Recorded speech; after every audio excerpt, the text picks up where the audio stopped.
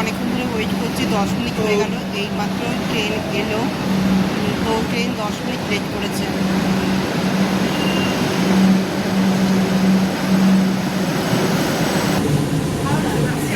ট্রেনে উঠে গেছি, ট্রেনের সাথে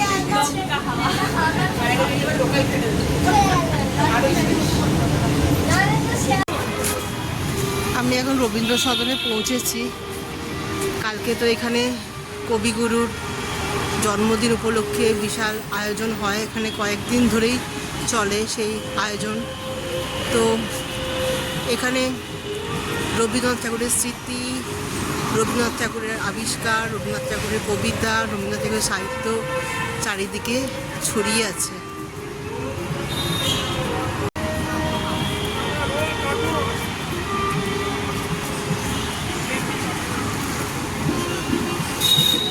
এখানে চারিদিকে স্কেচ করা আছে, বিভিন্ন জায়গায় বিভিন্ন রকম রবীন্দ্রনাথকে নিয়ে এখানে অনুষ্ঠান হয়। এখানে কি সুন্দর কলম, খুব সুন্দরভাবে এখানে রবীন্দ্র সদন, নন্দন চত্বর এখানে সাজানো হয়। এখানে বইয়ের স্টল আছে, এখন তো কদিন ধরে এখানে উৎসব চলবে। চারিদিকে সাজো সাজো রং। এখানে বিভিন্ন স্টল আছে, যেমন বইয়ের স্টল আছে, তেমনি শান্তিনিকেতনেরও নানা রকম এখানে স্টল খোলা হয়েছে। পোড়ামাটির নানা রকম জিনিস আছে।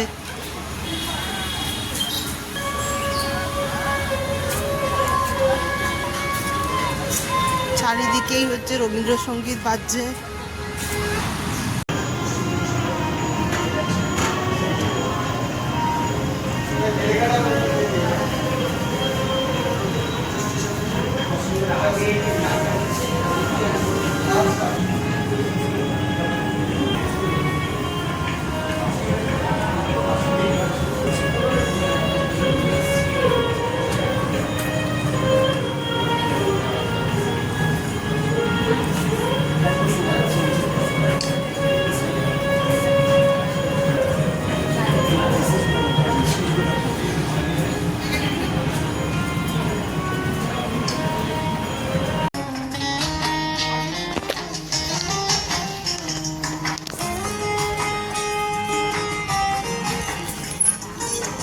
এখানে কিছুক্ষণ পরে ফাংশন হবে, 5টা থেকে বিভিন্ন শিল্পীরা সেখানে ফাংশন করবে।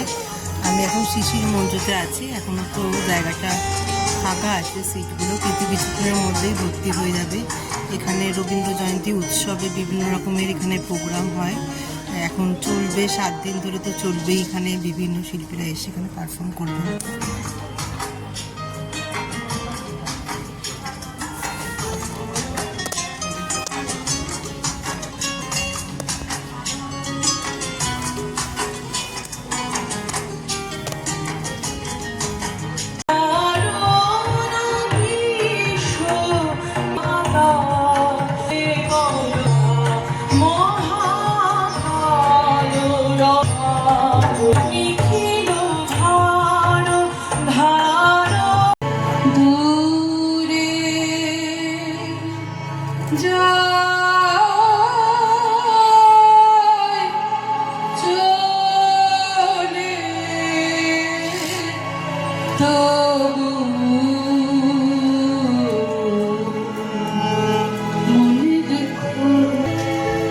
যদি পুরাতন প্রেম ঢাকা পড়ে যায় নব